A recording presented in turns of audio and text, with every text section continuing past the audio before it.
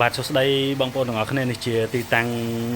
នៅបរិយាអគិដេវីឡាផ្លូវ2004ណាដែលយើងធ្វើការចោះមក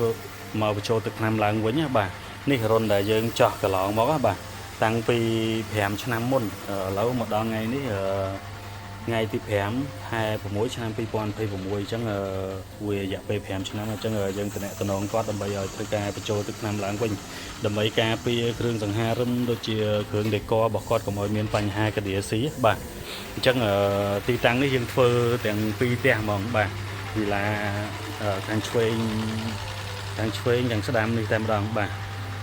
ចឹងទាំងក្នុងទាំងក្រៅផ្ទះទាំងអស់គឺយើងធ្វើការស្វែងចោះបញ្ចូលទឹកថ្នាំឲ្យគាត់ឡើងវិញដូចដើមចឹងផ្ទះនេះអត់មានកកើតឡើងនៅកាឌីទេតែថាយើងធ្វើការការពារឡើងវិញបន្ថែមមួយតង់ទៀត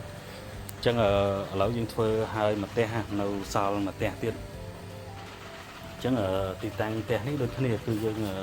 ធ្វើការស្វែងចោះទាំងក្នុងទាំងក្រៅតែម្ដងដើម្បីធ្វើការការពារសត្វកាឌីទុកមុនណាចឹងបងប្អូនមានតម្រូវការតាក់ទងការបញ្ចូលទឹកថ្នាំឡើងវិញសម្រាប់ការចោះការ៉ូក៏ដោយសម្រាប់មានផ្ទះមានប្រព័ន្ធនយោក៏ដោយបងប្អូនអាចធ្វើការតំណមកយើងបានបាទសូមអរគុណ